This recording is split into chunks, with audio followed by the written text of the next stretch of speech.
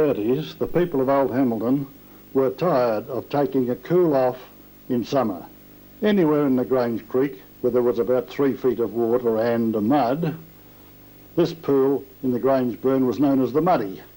The bottom had 6 inches of mud, and 50 yards east was a pool known as the Aussie. This pool was somewhat longer and deeper. However, today, as you can see, they are overgrown with weeds. Not good enough for a town like Hamilton. So, a group of young swimming enthusiasts decided to request the powers that be to place a wall across the stream just below the Ballarat Road Bridge. And this was duly done, to the delight of young Harry Wilder and his contemporaries. This included a springboard for swallow diving, etc., as well as a diving tower of about 30 feet. Here we see pictures of the original pool. Dr. Kneebone took these pictures of his own family, I don't doubt, and the girls having a dip on a nice summer's day. Look at that for an exercise. And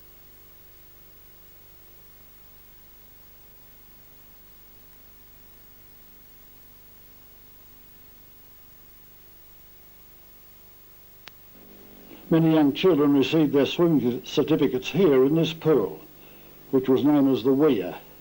Today it's overgrown with weeds and nobody swims in it, a little fishing done occasionally. But the remains are still here. There's the steps down in on both sides, and it was a lot deeper than this. It had to be lowered when the lake was built to let the flow of water go.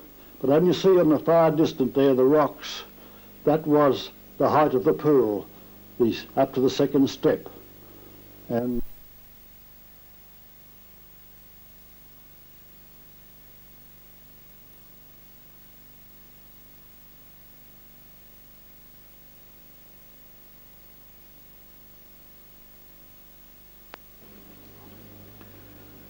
in the early 1950s, the Hamilton Rotary Club members developed a very powerful desire to create a better venue for swimming for the citizens of Hamilton. You see, the Olympic Games were to be held in Melbourne in 1956, and the need for an Olympic-sized swimming pool was necessary so that young Harry and his aspiring dolphins of both sexes could commence intense training for this big event. However, they just missed out because of insufficient preparation. After many months of planning by the members of the Rotary Club, including Ray King, Harold Theobald, Ian Leith, Peter Rignall, Ern Bond, and many other Rotarians not mentioned in this film, but not forgotten, a public meeting was called at the Town Hall on November the 30th, 1951, which received the total support from the public for the project to proceed. Well, in the Little Red Book of the History of the Rotary Club of Hamilton, it states that the crater for the new Olympic pool was dug in one day on December the 15th, 1951, an almost impossible but a most remarkable achievement. You are now viewing that marvellous and exciting excavation. This film was shot by Dr. Kneebone, a surgeon in Hamilton for many years, and it has been preserved over 40 years to form part of the history of Hamilton.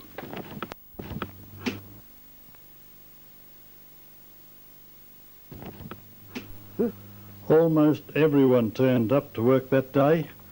There was everything from Strawn's D80 bulldozer, the most powerful of its kind in the district, to the sweat-laden pick and shovel and spade.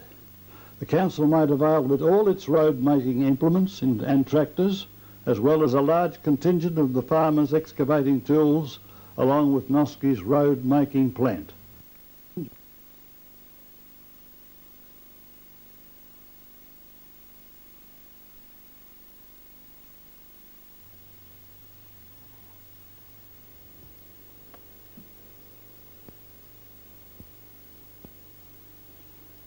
There were old men, young men and small boys with the vision of eventually taking a plunge into the deep end and not stopping until the other end was reached.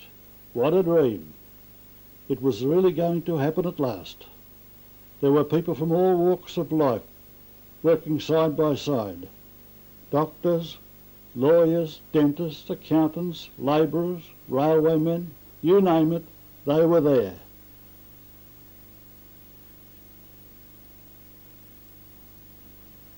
That's Jack Williams driving the D80, dragging the dirt out. There's the pick and shovel men.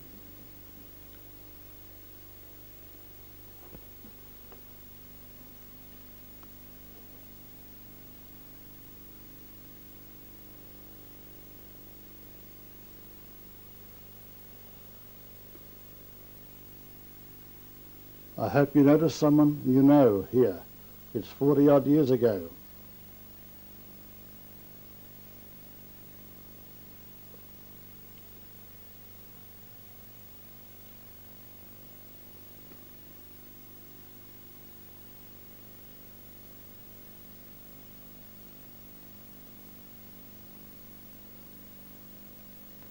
A valiant effort by everyone.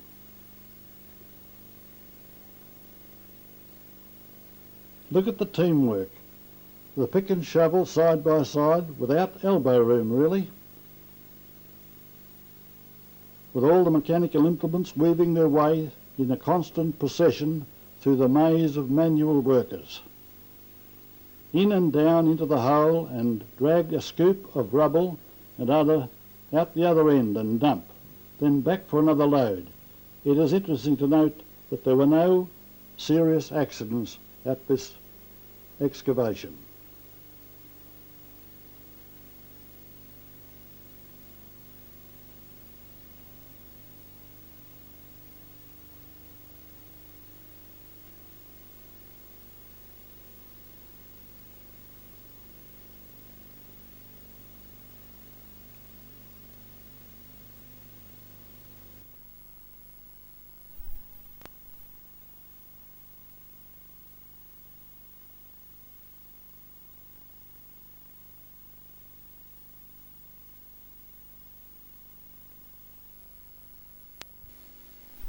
Some of the engineers and would-be masters, the ladies were very in big force there to feed and to give hot drinks and cold drinks to the workforce and help also in some manual labour.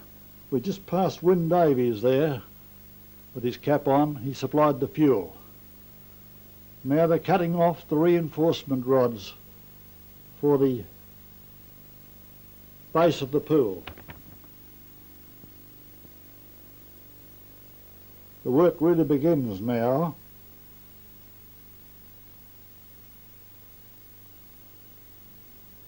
The hull has been shaped, boxed and filled with reinforced concrete. The floor was poured first. Then the boxing forms were made for the walls. That's John Fairley there now. You can see him helping to bend.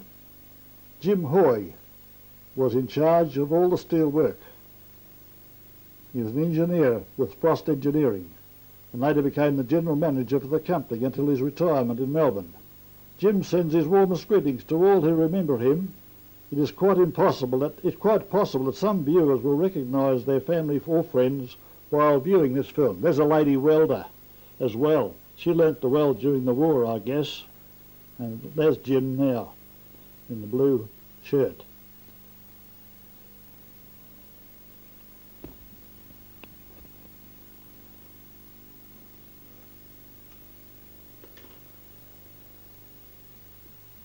Now they're carrying the mesh for the floor, for reinforcement, for the floor of the pool, carrying it in manually, young boys as well as men, overhead. Now we're cutting up the boxing with the saw behind the tractor to make the boxing for the walls, to cast the concrete into.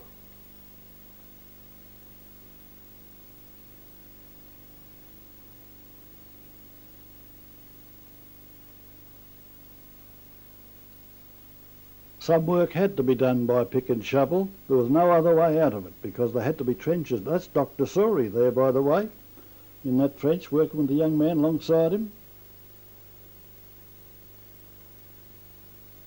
Pneumatic drill.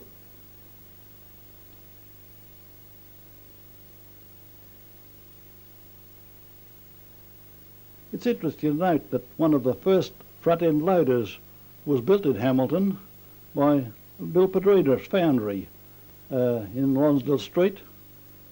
It wasn't hydraulic, it was done on cables, but it was one of the first type of scoops done with a tractor. Now they're putting the boxing into place.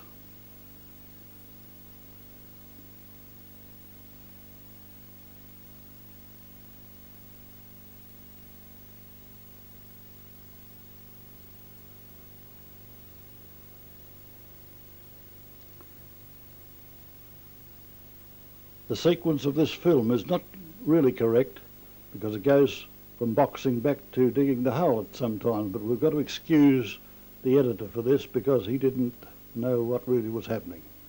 He wasn't there. All the cement mixers around Hamilton were brought down and used by their owners or others. Barrows galore, men and young boys wheeling barrows. You'll see it. And ramming was very important to get the concrete into solid position so there'd be no leaks at the end of the pouring. The floor was poured in one go, non-stop, continuous pour. There's some side boxing and reinforcement going in.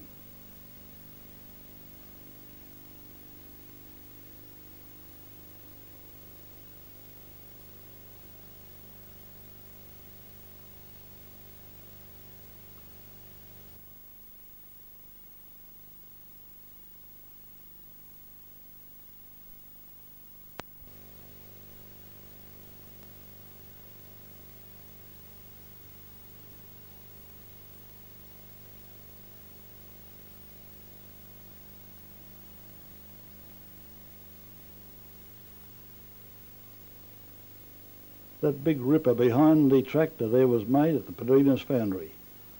Look at the hard work on these men holding that plough. Almost got them beat.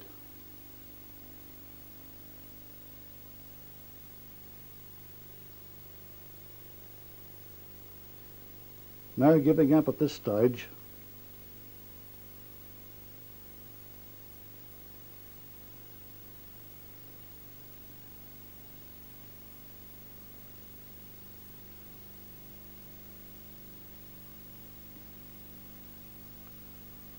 That's the winch pulling there. The tractor remains still and the winch on the tractor drags the plough. It's stronger than trying to pull it with the tractor.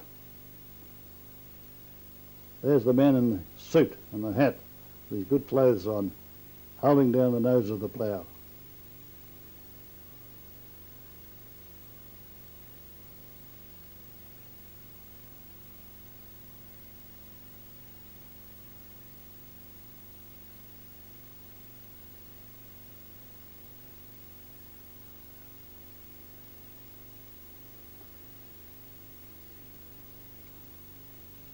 I wonder if we've got any volunteers, young people today, prepared to do this sort of thing to get a swimming pool.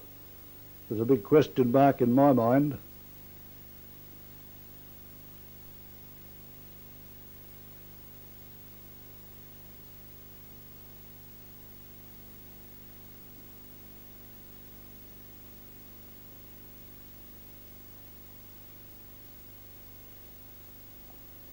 Getting the right mix is important for the cement. Barrowed into place, levelled off, screeded in with a screed.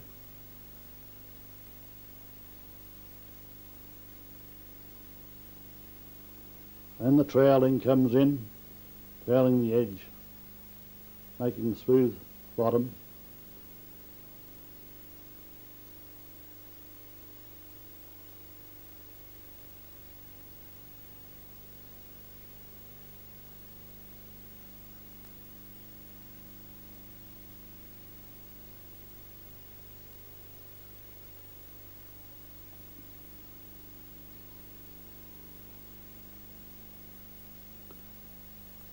Pouring the sides of the pool now. The floor has been poured and the pipes all had to be laid in below before the pour was done. Pipes that serviced the water supply for the pool.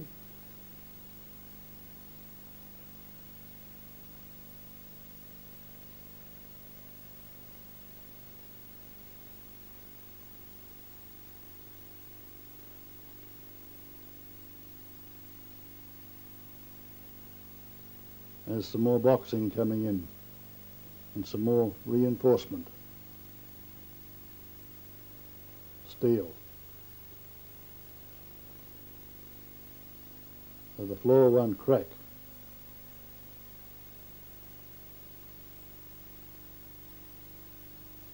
That looks like the deep end there. It's a big drop down, the deep end of the pool.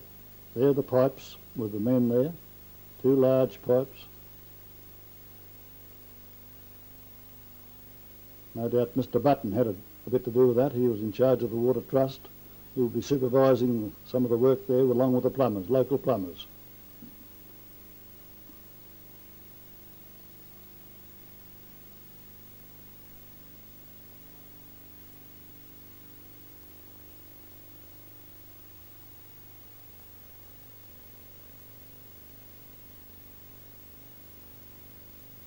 A major task to build a swimming pool with local labour, voluntary labour.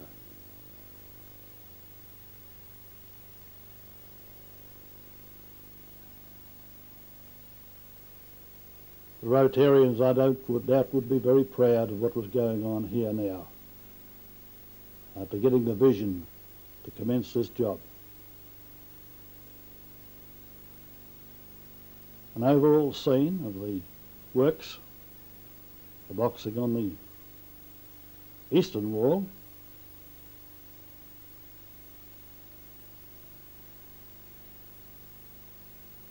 I'm sorry, it was the western wall. That's Goldsmith Street at the background.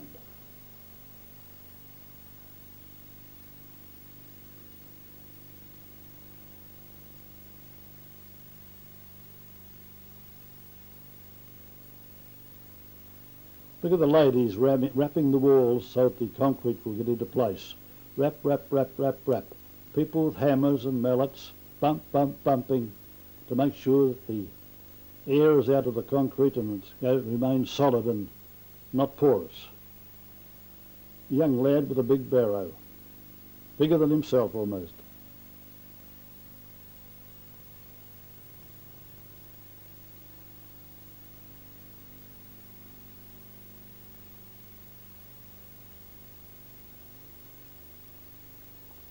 Workers everywhere, isn't there?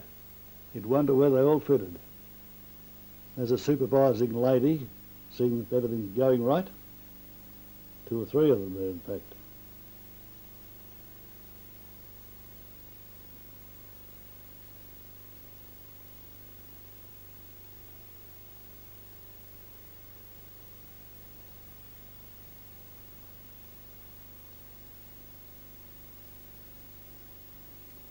And the girls with the wrappers, hitting the walls. Everybody had a job to do, and everybody did their job to the best of their ability. Hello, it's time to celebrate. We're all in the pool. No water yet. There we are. The floor is poured. The walls are standing. Hip hooray, hip hooray, hip hooray. Yeah, 3 cheers. On with the work.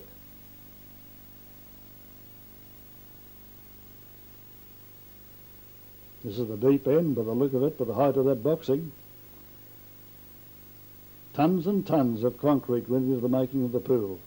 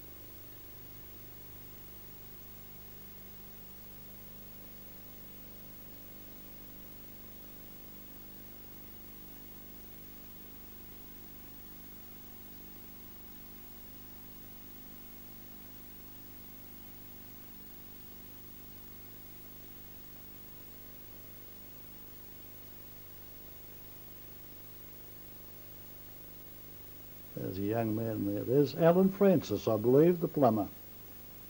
Passed away many years ago now. A very excellent tradesman. They're putting threads on pipes there now at the moment. That's a pipe threading die.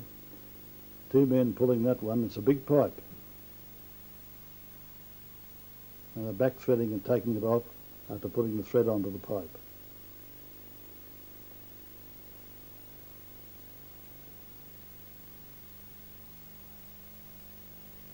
Installing the pipes and the give bolt joints to join them together.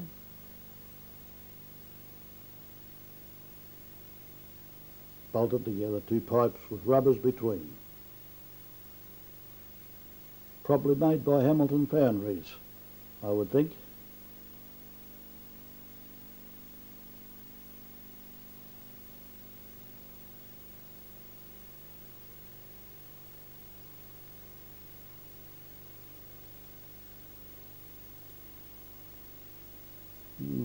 Big job for a hacksaw on a big pipe that size. Take a long time to take it off.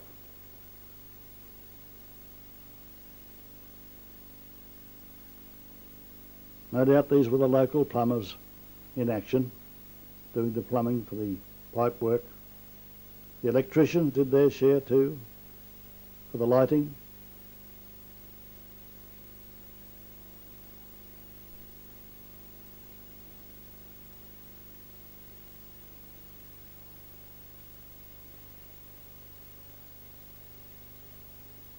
Manual labour at its best. 3 barrows in a row.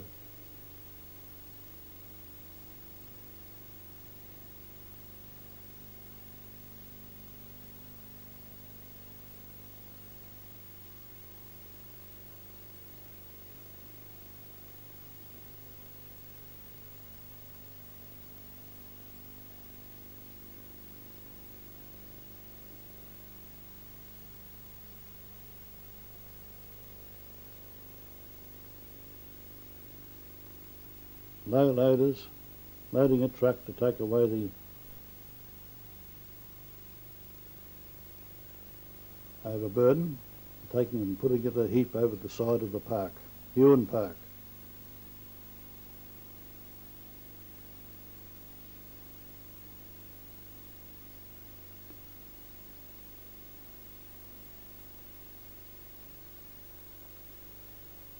Here we see the pearl has been poured, the concrete's all been poured.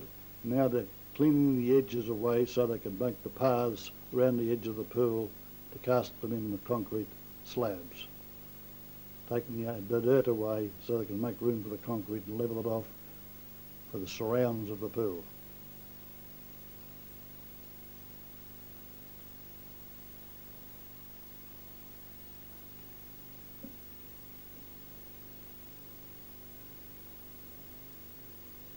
Some backfilling was required to make it level.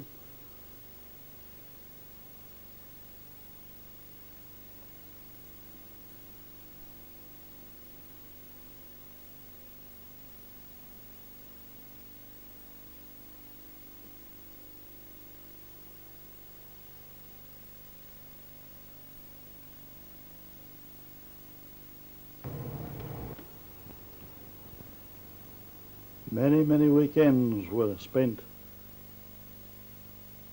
finishing this pearl.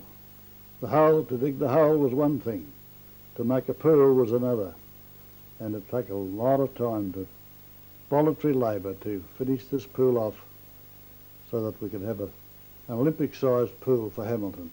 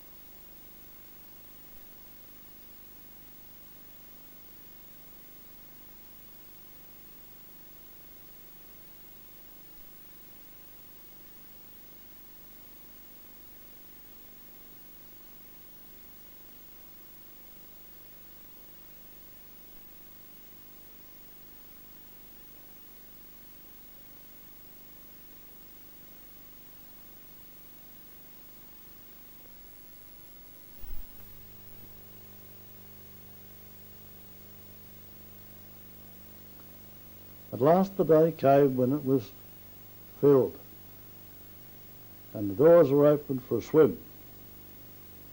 Whoever wanted to go in was free, I'm sure. The first swims were free. All the kids lined up, mothers and fathers, young people, all enjoying themselves.